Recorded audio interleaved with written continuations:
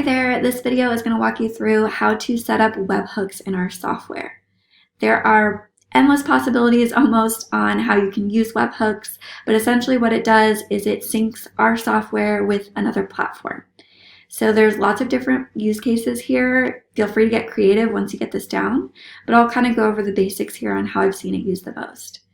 So the first way I've seen it used the most is to push contact data or create a deal in your CRM.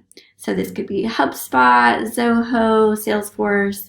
There's lots of CRMs out there, and most of them work with Zapier, which means we're able to connect to them using our webhook feature.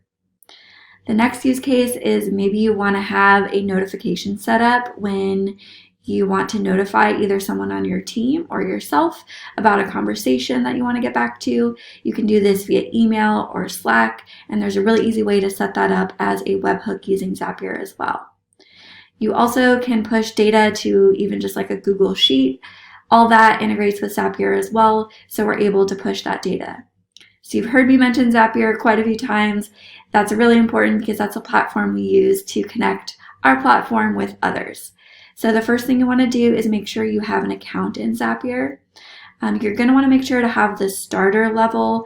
Unfortunately, Webhooks is one of their premium offers, and that's what we need to use in our software. So you have to have that starter level in order to do that.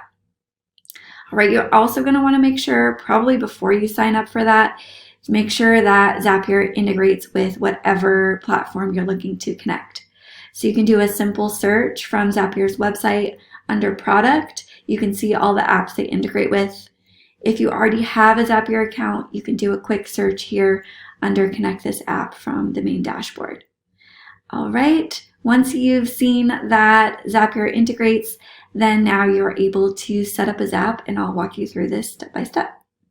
So first you want to hit Create Zap. All right, and you're going to see number one, it says Trigger here.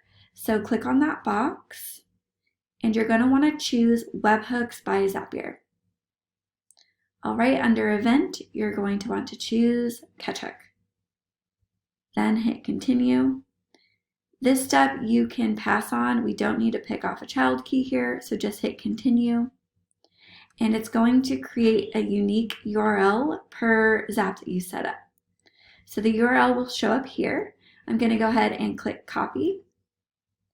And now I'm going to navigate into our software to put that URL in to send a test app. So let's go to the software and go to the hamburger menu, down to Webhooks, scroll down and paste the URL right here, and under name, title it for yourself.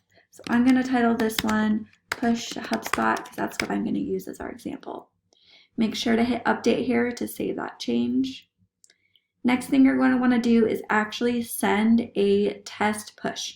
So you'll go to your inbox, choose someone here, and on the right, you'll see there is a Select a Webhook dropdown. Choose that and select the webhook that you just created. And now hit this little arrow button to the right, and this is going to push all of Jack's information that we have available to our Zap to go ahead and test. All right, so now let's go back to Zapier. You can hit Test Trigger now, and it should pull in all of that data here.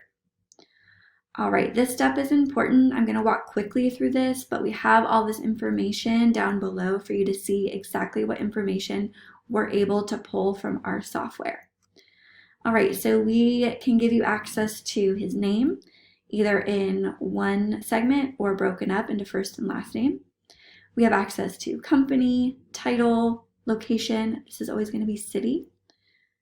If you have a label associated with this account in the software, it'll pull the status that they're in the software, their LinkedIn profile URL, email.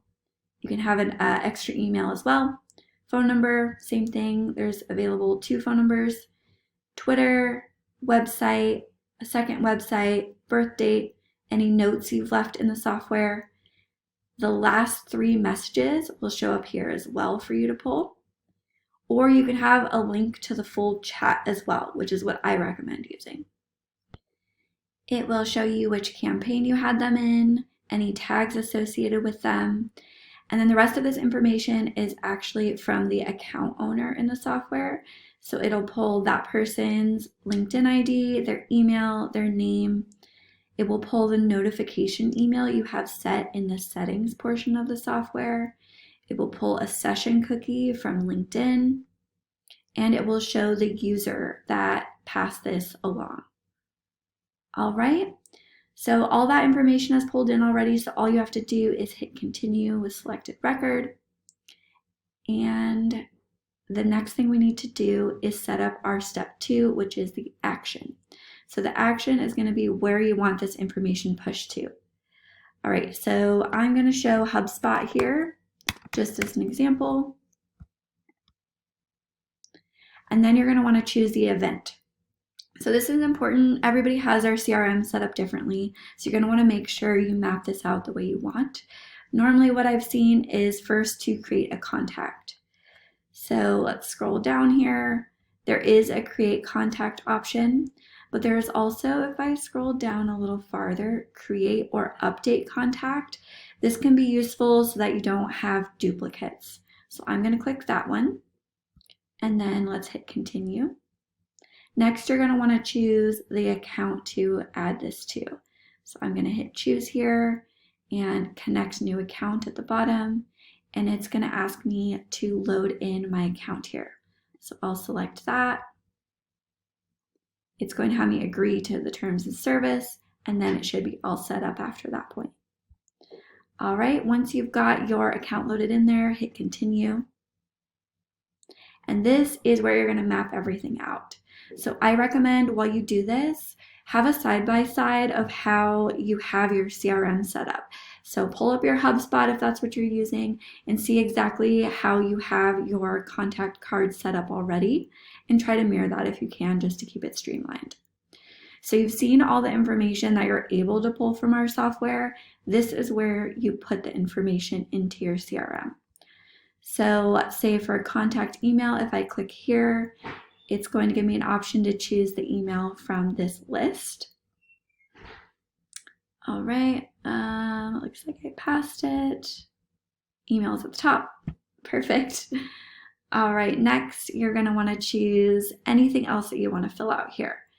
So maybe I don't have anything with Facebook ads, but if I go down, I can select what deal stage I want them to go into maybe, or any kind of extra contact info is probably what we're going to do at this step since we're doing contact. We've got email already set. Maybe in membership notes, maybe this is a good place to put the link to the full chat. So I can scroll all the way down to that chat link here. All right, I can choose any statuses that I normally have set up in my HubSpot. Let's scroll down more. I think we'll probably get to more contact info down here. Let's see. All right, LinkedIn profile URL, I can snag from here as well. There we go. And I think you kind of get the gist here.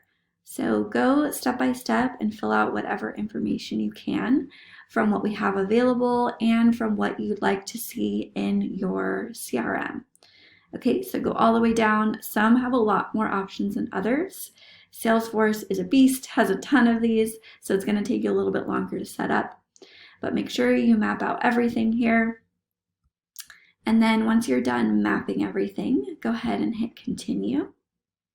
And then you're going to want to test this step to make sure that it gets all that information pushed through. I'm going to hit skip for me just to show you this, but normally you're going to want to hit the test step and it will take you through the test process, which usually just takes about 30 seconds. All right, so we're going to skip the test here because I want to show you the next thing that you have to do, which is either publish this if you just want it to create a contact card, or if you wanted to add an additional step or additional layer, you could do that over here by hitting the little plus sign, and this can add another action. So maybe I want to create a contact card and a deal card, then I would set up here in HubSpot again. But when I choose event, I would choose a deal card. Create deal. All right, I'm going to hit continue. It's going to probably have the same account you had last time, so we're good there. Hit continue again. And then again, I'm going to map everything out here. So I will pull the name here. You're going to want to choose this catch hook actually to pull all this information again. So name, and then I'll choose the pipeline I want them to go into, the deal stage, all this information. I won't spend too much time going into this, but again, map out whatever information you want for your deal card as well. All right, same thing as before, you're gonna go ahead and test that step and make sure everything is set. All right, now if I have two steps here, you wanna make sure to go back in and associate them. I want my contact card associated with my deal card, so you have to add an additional step to do that. So I'll show you really quickly here. If I add step, again, I'm gonna do that in HubSpot, and under event, they should have a create associations. All right, this step looks a little different, so I'm gonna take you through this as much as I can. So you'll hit continue. Again, choose the right account. All right, from here, you're gonna wanna pull the ID of what you want associated. So the first thing is I wanna choose my contact ID. So from here, I will go to our contact step that we had, and I'm gonna scroll down, and there should be an ID here for this one. Exit out of that, and then go to what it is, which is a contact. And then now we're gonna associate it with a deal. Type of association is contact to deal. And then now you're gonna choose the deal ID. So I'm gonna go to custom, and we'll go to our deal step. I didn't complete this step, but you're gonna see there's another option for an ID that you choose there too. All right, once you choose the ID, you should be good to go. Follow through with continuing this.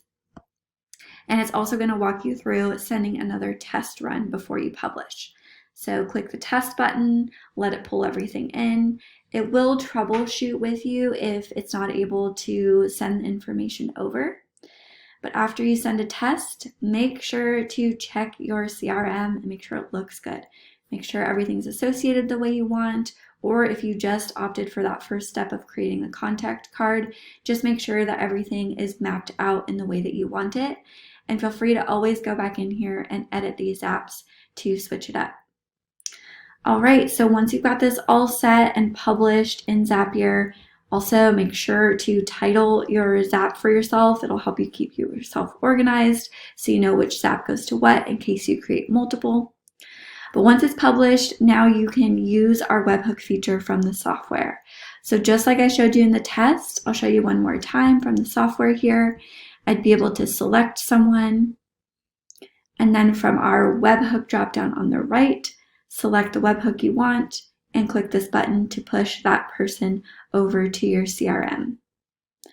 All right, if you have any additional questions or need support on mapping things out in Zapier, please check out their tutorials in their software. That's what you're gonna need the most when you set this up, and that's the most tricky part of it all. Again, if you need extra support, feel free to reach out to us as well. All right, thanks so much.